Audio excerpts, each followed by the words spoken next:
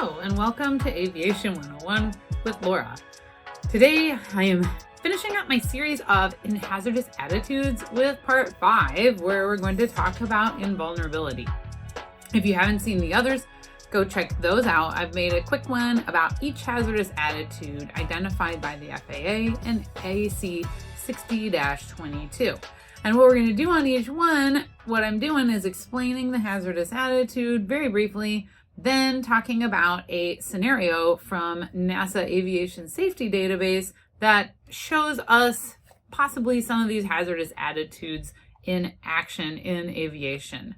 So invulnerability says it's not going to happen to me.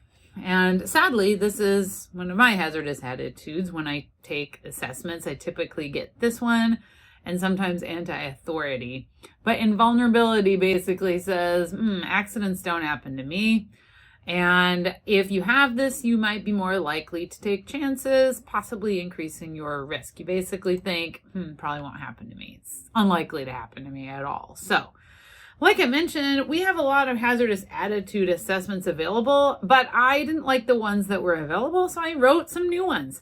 One is for dispatchers or flight followers, and one's for pilots. So I would encourage you to check them out. They are available as free PDF download on my website at theaviationvault.com. I put a link in the video description. Check it out, take the test, see what you think of the scenarios. I would love some comments back and what you got for your hazardous attitude, possibly what you might be more predisposed to act like. So for invulnerability, our hazardous attitude says, yeah, it's not going to happen to me, but the FAA's antidote to that is think to yourself, it could happen to me. And yeah, it could. And so something bad could happen, just because it never has happened does not mean it couldn't happen.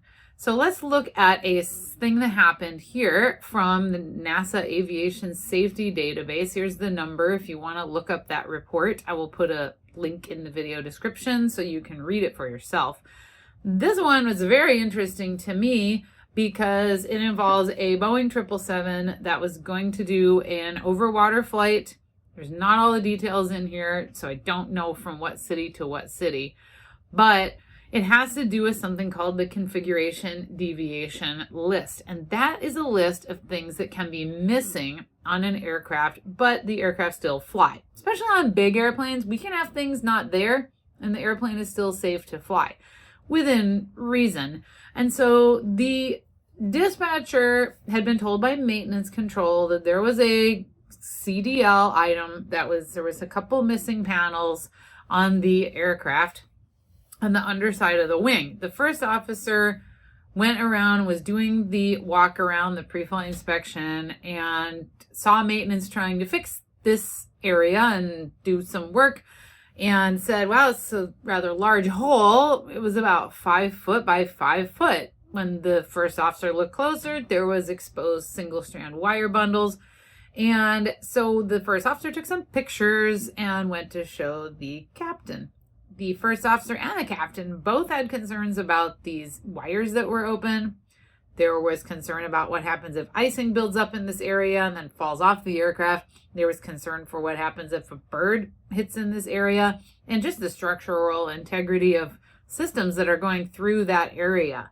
So I did a little digging around online. I don't know if this is for sure the page from the CDL. It could be. I think it's likely. And so here's an example of the CDL. And this is the area under the wing where some panels were missing. I don't know what panels though, but there are fuel penalties associated with that. So to continue the story, the first officer goes to the captain and shows pictures of this 5 foot by 5 foot hole in the bottom of the wing. The crew then contacts dispatcher. The dispatcher contacts maintenance, and maintenance tells the dispatcher it's fine. They tell the crew it's fine. They say it's on the CDL and we can have these things missing. If you actually read this, says it's maximum of 2 per wing, maybe missing. Again, I don't know which ones were possibly missing, but apparently it was a rather large area. So the captain made a report. This is from the NASA Safety Database report. It is one thing to fly the plane this way over the States with many close by airports, or fly it somewhere to get it fixed over land, many airports, but flying 8 hours over water, they're talking about ETOPS, so that's extended operations, so somewhere over water, seems not to be what was intended by this CDL. The crew felt this seemed much too risky, and eventually, with those back and forth, the dispatcher made a report too. They said, you know what, it's okay. It's in the CDL as something that can be missing, but the crew, after looking at this 5 foot by 5 foot hole and the wire bundles in this area, they said, yeah, this is not okay. The dispatcher revoked the authorization for the flight. The flight ended up actually getting canceled. Maintenance, through all this, was adamant that they could fly with it. And I feel like maintenance in this scenario may have been exhibiting some of that invulnerability, saying, you know what, the data says it's good. The CDL says it's good. It's okay. So we can go because it's totally fine. But finally, after the crew and dispatch both refused to dispatch the aircraft, maintenance eventually backed down, but basically they had to. But I think maintenance here was exhibiting the invulnerability attitude, basically saying, yeah, it's all right. It's nothing's gonna happen. It's in the database. It's all right. We can just go. But that's not the best attitude to have. And clearly this scenario ended up with a canceled flight because of a large hole in the wing.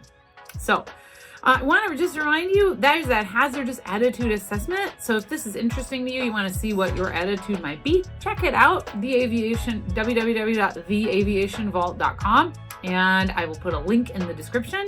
Check out my other hazardous attitudes videos and other aviation content. And thanks for watching Aviation 101 with Laura. Have a great day.